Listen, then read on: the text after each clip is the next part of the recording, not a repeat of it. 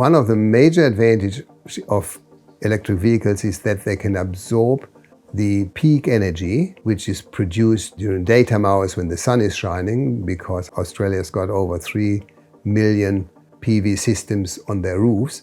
So there's a lot of energy coming into the energy grid in those times.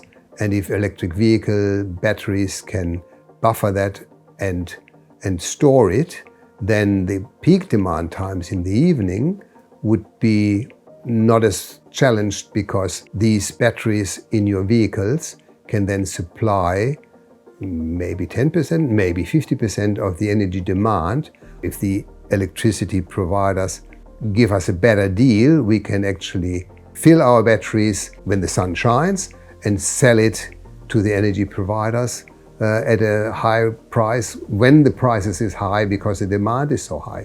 So there's a beautiful symbiosis going on which we could tap into, and it makes sense in all directions: environmental, commercial, and social. It just makes sense. I mean, the advantage of having a vehicle with the ability of vehicle to load or vehicle to grid is that vehicle becomes your home battery, and it's not only a 13 kilowatt battery, but it's a 70, 80 or 90 kilowatt battery which sits in your garage and can run your house for not just 1 or 2 days, but 10 or potentially 20 days. When I considered to buy an electric vehicle, I thought of the way how I can use that vehicle in my whole energy consumption. You basically buy a vehicle and a battery.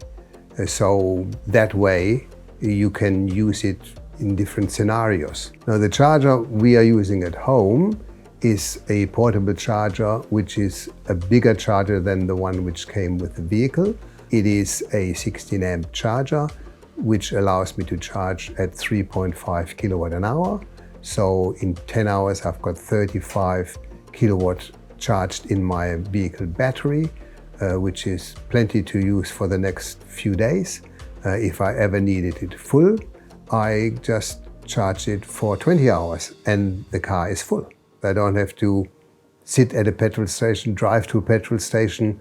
I just come home, plug it into a power point, and it charges itself. Yes, most people wonder what is the process of charging, how difficult it is, or how many kilometers I can go, because they have got the range anxiety. I can't relate to that, and I never had that even before I bought the vehicle, because people forget that in the old days, when the first petrol vehicles were invented, people said, well, why don't you have a horse? You can feed it grass and you can ride on it until the next day. Here you have to get petrol and you have to bring your own petrol. And in this case, it's the same. It's a change from a petrol vehicle to an electric vehicle. You don't have to get petrol anywhere anymore. You just have a full battery.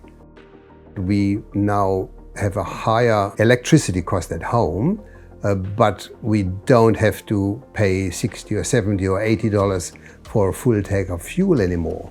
The ratio from the combustion engine to an electric vehicle is about 1/3 in price per kilometer, which is already a big advantage.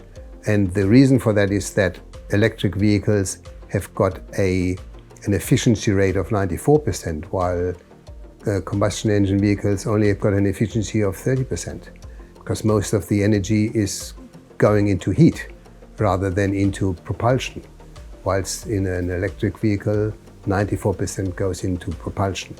So there's a big advantage. The benefits of owning an electric vehicle: your cost of transport is diminished by about 1/3. In some instances even less, because at this stage NRMA and even some councils are installing chargers where you can charge your batteries for free. And the second, of course, is your little part to help the environment, to combat global warming, and to decrease your carbon footprint. Fast chargers are popping up everywhere, and it's just a matter of finding them at the right destination and planning a trip accordingly. The advantage of my vehicle is that it has got the capability of charging at 800 volt. That means it can charge 350 kilowatt an hour. In 17 minutes, it's full. So that's not much longer a pit stop than going to the toilet, having something to eat, or just stretching your legs. So you are getting a little bit independent of the grid and not relying on so much on, specifically in the peak demand periods, on the grid. They can run your house, they can run a fridge, they can run your campsite, and they are better value in my eyes.